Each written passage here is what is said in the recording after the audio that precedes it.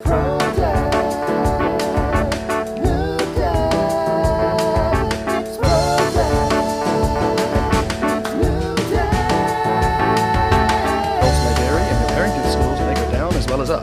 professional advice. Hello and welcome to Pro Dad, Noob Dad. This is a little mini-sode where we're going to talk about books. So for me, reading to the kids and the books that we have is a huge part of being a dad. I love it. I love taking the kids shopping for books. I love reading to them at night. And over the years, we've built a huge collection of books. And hopefully I can share some of the books that we've had and loved with Chris, and we can pass them down to him now my kids have got older. And Chris wants to talk about some of the books that. Well, first of all, like, subscribe.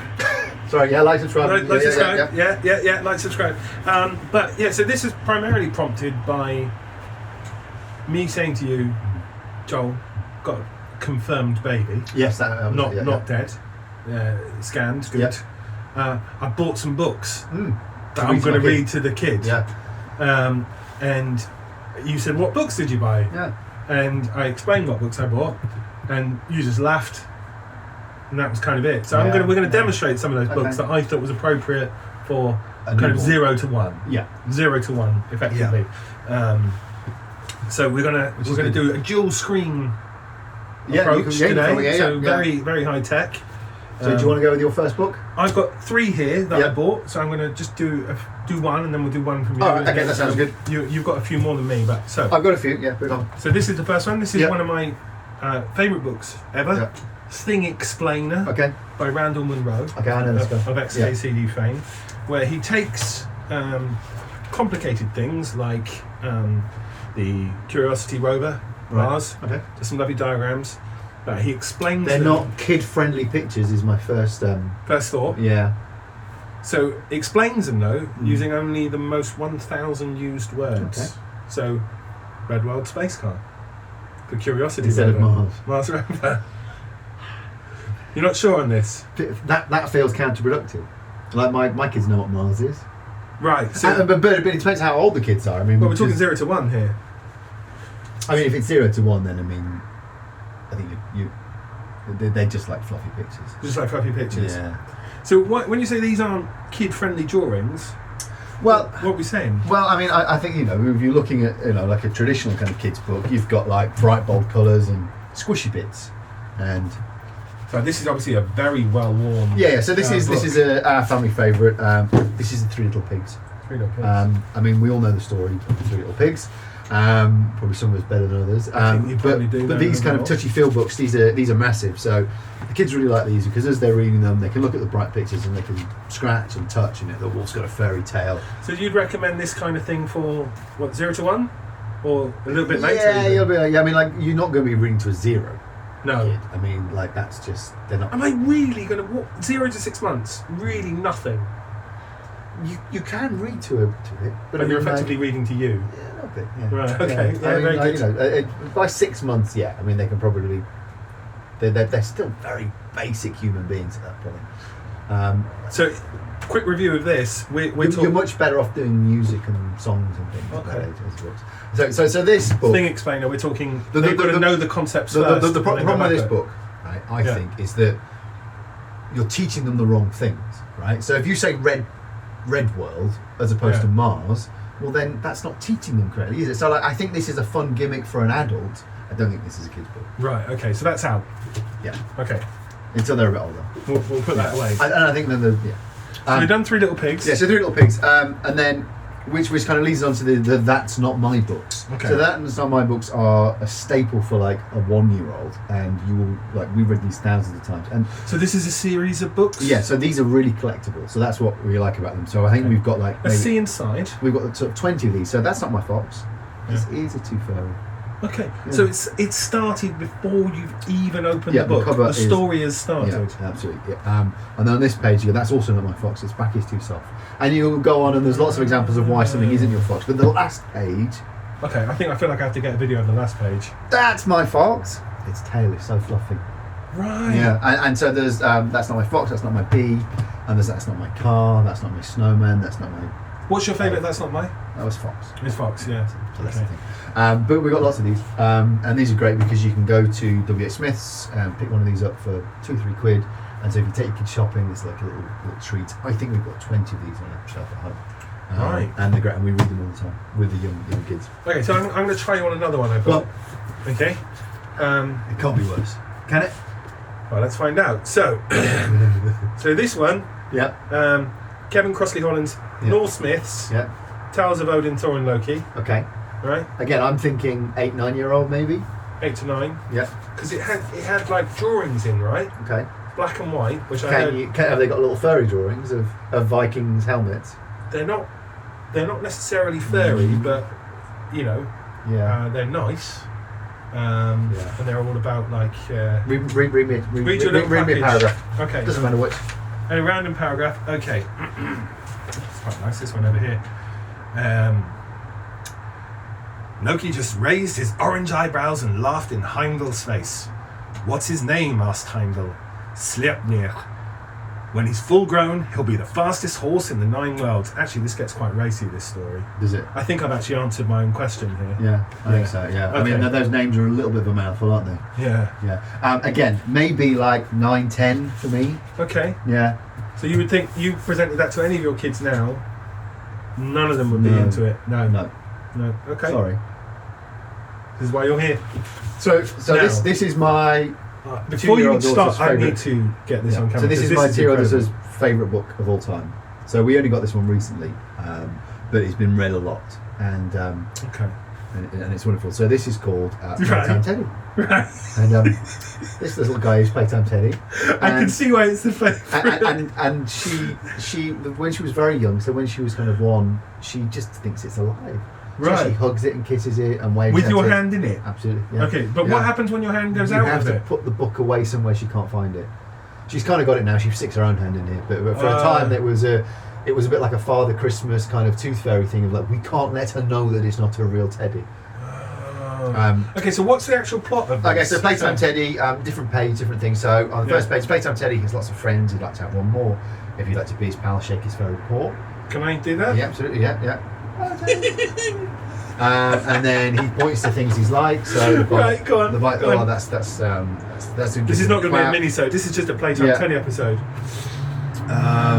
This one you make him tickle. So Playtime Teddy knows how to make his buddies giggle. Right. If you tickle Teddy, will you make him wiggle? Can I tickle Teddy? Yes, you can. See, it's a brilliant book. It's my favourite book. Yeah. I mean, this is the best. Teddy wants to choose a toy. He points to what he's like. Playtime Teddy, your favourite toy: the ball, the bar, the truck, or the bike. Now, is this the same deal as this? Is there different? Like, can you have a panda or like? I don't know. You don't know. I mean, so you hit gold on the first one. Yeah. So I mean, like I still like going to a bookshop. So we go to a bookshop on a Saturday. Yeah. W.H. Smith is a great example because loads of rows, and you let the kids walk around, and their reward is a book. If they're a treat, if they've been good, is a book, which is like an apple for pudding when you're right. You're like, joke's on you. It's a book. No, it's your reading. Yeah. Okay. Yeah. Okay. Right. So I'm going to do one more. Okay. This is the other one I bought. This will be better. So this is Batman 5-minute stories. Okay. So Batman is my second favourite property, I think. So the idea would be it's 5 minutes. So like I thought this would be good, like a pre-bedtime 5-minute thing. Again, not for a 1-year-old, but it's colourful. Yeah. But not fairy enough. I'll go and read some. Read you a little package. So the Joker explained his plan to steal a lot of money and just maybe bring down the heroes Batman and Robin. "Are you with me?" the Joker cackled. The other villains laughed and agreed to help. Yeah, no, it's good. I mean, that's written for a kid, isn't it? Yeah. Yeah, and that voice is amazing. You like that? Yeah, I mean, it's not terrifying. mine. It's kind of Hamill, really, that one. Yeah. But what kind of age are we talking here? Yeah, 5. 5. Yeah. So still, the earliest I bought is 5, and I was aiming for 0 to 1. Yeah. Okay. I mean, like, if you want 0 to 1, then you're talking these. What else we got? So let's keep on the youngster stuff. So this looks good. This is Dear Zoo, and these noisy books. And there's lots of noisy books, but it's really great because you need these. So genres of kids' books are noisy books and lift the flat books. Okay. And this manages to combine noisy and lift the flat. Wow. So I went to the zoo and they sent me a pet and they sent me a elephant. Amazing. It's too heavy, I sent it back. So what we've done with this book is, because the whole, spoiler alert, the whole idea is you go through all the animals that weren't suitable, and finally the zoo thought long and hard and they sent me a dog. A puppy, and you've got a puppy. Yeah. So you say, and that's how we got the dog. And they go, wow. So my kids have, grown up to believe that we had an elephant and a giraffe and a camel. And they just can't remember them. Yeah. And we sent them all back, and that's how we ended up with our dog. Right. Yeah. I mean, if they thought about it, they Probably realised that wasn't true. Before quite quickly, but it's quite a funny story. And he was perfect, so we kept her, and that's how we got our dog. Wow, I can't believe that's how we got. So do you think that might be one of those ones that, if you don't address it, your youngest might think is true? Yeah, well, she does think it's true. Yeah. Yeah. I'm going to do just really quickly. So this is the granddad of all books. The granddaddy was. This is like absolutely. I know this book. Yeah, good shit. Yeah, I mean, and it's covered in crap and it's been read a million times, but I mean, like, the classics are a classic for a reason. So what do you think is so engaging about this one? It's the holes. The holes? Yeah, the kids just love the holes. So the pictures are great, but the pages have got holes in. Then you just put your finger through. Yeah. Yeah, and then look at all this food and then how to sort on. Brilliant. Yeah, love it. And what a payoff at the end. Like, I mean... I actually can't remember the end. So, spoilers. You don't remember how the Hungry Caterpillar ends? Oh, wow. It's a butterfly, isn't it? Look at that. And then you felt the book. Like, amazing. I mean, what a book. And then these books are amazing. These are the Gruffalo and Julia Donaldson and Axel Scheffler. I know the Gruffalo. All their books are amazing. What's really good about them is they all rhyme, so it's all like in verse. So you get amongst that. You enjoy very much so. Like, can we hear some rhyme? Just one verse. Sure. Yeah. Down flew the creature. His tail was short. He didn't have whiskers of any sort. You're not the mouse, to who? Not I. But he's somewhere nearby eating Gruffalo pie. I mean, that's absolutely pro. Yeah. So I mean, you can have fun with that and you can play with it. Now I'm going to talk about a book. I bought a book which I fucking hate. Okay. Right. This is a really popular book. And there's cards. It seems like cards. it'd be quite hard to hate a child's book. Right. This is a hateful book. Right. And I'm not saying like it's hateful because it's soppy. It's hateful because I think it's a really bad. Like, the whole thing is really bad. So the idea of this book, it's called Guess How Much I Love You. Guess How Much I Love You. And the whole idea of the book is that there's a baby hare and an adult hare, mum or dad, it doesn't say. Okay. And but there's a parental relationship there. And the baby hare simply wants to tell the parent how much it loves them. That's nice. Right, which is lovely. Right, and the parent is an absolute dick about the whole thing, page after page, and just has to one-up them. Like, it's like example. It's a really bad competitive dad. So it says, I love you as high as I can reach, send nut brown hair. I love you as high as I can reach, and bring nut brown hair, outdoing his son. And then everything is like, I love, it's, and he keeps saying how much he loves him. So what's the payoff of this? The payoff of this at the end is that it gets to the end and he says, I thought of one. The moon's really far away. I love you all the way to the moon. Right. I fucking nailed it. All of you all the way to the moon. And the dad leans over, or mum kisses over and kisses the good night and says, I love you to the moon and back. And it gets the last word. Oh my god. It gets the last word. So the kid isn't like, so the kid should be like, you know what? Fuck you, I'm just trying to be nice. I'm just trying to say something nice to you and you just have to keep one-upping everything I do. And it's a horrible book. And it's, what a horrible thing to teach kids. Awful book. So I mean, like that it's really popular. I can't even think of what the intention on that might be. That's horrible. Let's put a sour note on things. What else have you got? Have you got a nice one to finish? A nice one to finish. Mog. Oh, I love Mog. Which is brilliant. Which is sort of about a cat. Couple Which is nice great. ones to finish. And the great thing about Mog as well is there's like a series of books, and the last book, Mog dies. Right. And it teaches kids to deal with loss of a pet, which is really nice. Okay, so there's a chronology. To it. Yeah. Okay. And then when they get a little bit older, Famous Five, absolutely brilliant. Like, what I love about the Famous Five is that modern kids' books, and this is going to sound really old. So modern kids' books, it's like, like Wacky Dave finds a time machine and he swaps bodies with the teacher, and then they invent this special magic that goes back in time. And it's wacky stuff. Right? And this is like a kid and like his three mates get a dog and a boat and row to an island without their parents. and my kids just love it because it's so relatable. So this is just text, right? This is just a book. Yeah, there's no pictures in there. Yeah, okay. no, they don't see the pictures.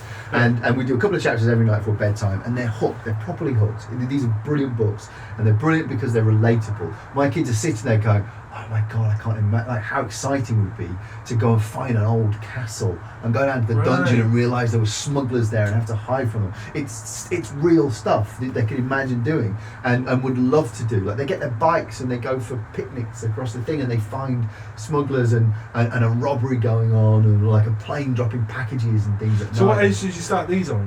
4 or 5. 4 or 5. Yeah, that seems to be a real kind of kick-in point. Yeah, that's when they start understanding more hard concepts, I think. So yeah, I mean, these are like, I mean, I could do 3 days on books, but I'm going to give them to you, and you're going to see them, and it's brilliant, and make it part of your whole child rearing adventure is that you'll get to go to bookshops with them and buy the books. I mean, I can give you all of that's not my books, but that would rob you of the joy of going and buying them yourself. Yeah. I mean, I think reading, curiosity and being kind are some kind of the only things I want to try and instill. Like, if I can succeed in that, everything else will be fine. Yeah. So this is some good knowledge. Yeah. So books. In short, I don't know what I'm talking about with buying. Things, but that's what we're here for. That's right? what we're here for. Yeah. Noob Dad, Pro Dad. It's nice to actually have. That's almost the first thing where I've actually known something useful. Yeah. That I've way over pitched. Yeah, absolutely. Okay, but that's good. I can learn and I can save them. They're not going to go anywhere. No. And this has been a Minisode, a Pro Dad, Noob Dad. Yeah. New episodes every week. Like and subscribe. For all your best dating advice, join us now. It's Pro Dad, New Dad. It's Pro Dad, New Dad. Results may vary, and your parenting skills may go down as well as up. Seek professional advice.